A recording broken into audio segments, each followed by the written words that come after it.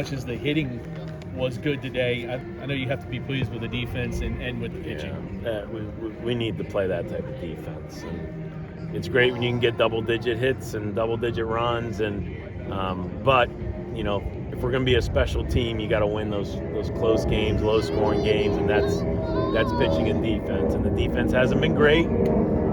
Just challenge them today. Let's make this the best game of the year, and it definitely was in probably all three areas. Riley gave you a great start today. He did. You know, he pitched well down in Florida, coming out of the bullpen, and felt like we wanted to get him a start.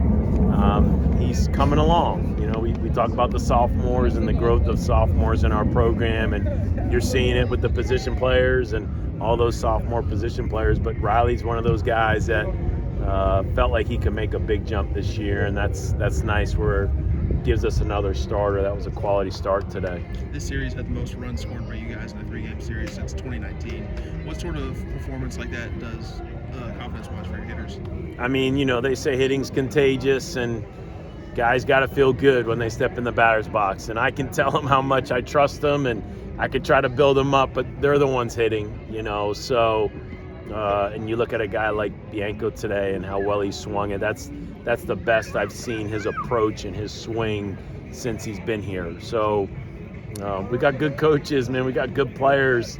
It's not supposed to be easy. We just got to keep fighting and just keep working to get better and better. And I'm hoping in, I guess, week 2, if you call this week 2, that we continue to just get a little bit better in all areas. Dan, as far as Bianco at the plate, but on first as well, I mean, he made some really nice plays over there today, and Metzinger was saying, like, it feels like wherever he throws it over there, he's going to go get it. Well, that's the thing. You could argue he's our best defensive first baseman, and that's not a knock on the other guys, but he's just an older player. He's very vocal. He understands the game. He knows when they're going to bunt. He knows when they're going to run.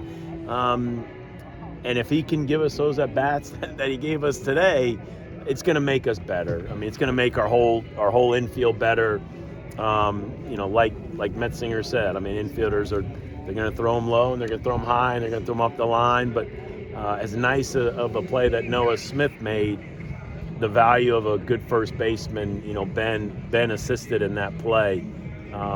So just happy for him, and really happy for our team, because defensively it does make us better. It gives us options, because, you know, we're splitting Rushing and Peyton behind the plate, and Rushing's another good defensive first baseman. So I keep saying it, you know, we're not perfect, and I'm not going to say we're great, but, man, we got depth. And with depth, we just got to find the right combination and try to play the guys that are hot, you know, and flip the ball to the guys that are hot. And I like where we're at early in the season. We're you know, we got to get better, obviously, but I'm very optimistic as to what type of team that we're going to be able to be. The 3 freshman relievers came in, and I know Coker wasn't as great as maybe as he was last weekend, but still showed some really good signs. And you got to be happy with those 3. No doubt. And yeah, Coker, you know, struggled. And we know his talent, and we know it's in there, and we're excited to get him back out there. But yeah, Walter, I mean, that stuff that's electric, the stuff he's throwing up there. And in Carson's case, you know, he had hip surgery in the summer. He just missed the whole fall. So I don't, you know, just kind of thinking he's going to be a little bit behind, but it's a talented group. There's no doubt. And we run out those young, talented arms. And as a coach, it's a good feeling, because, you know, it's a long year. So it's nice to know we got options. And we're going to add some new guys to the mix. We got some guys that are coming off the DL through the winter months, and we're looking forward to running out, whether it's Seed or Wiegman or Smeltz. I mean, it's it'll continue to add to our pitching depth, and like they say, you know, you never have enough pitching, so it's a good feeling. Cool moment for JR today. He's had obviously his struggles through his career to get on the mound today.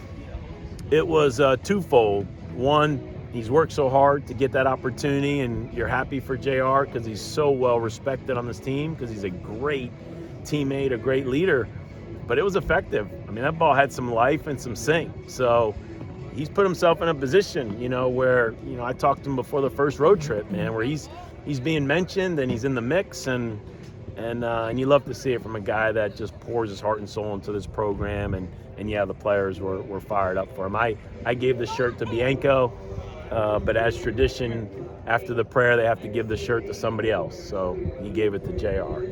Really cool. Thanks, Dan. Okay. Thank Thank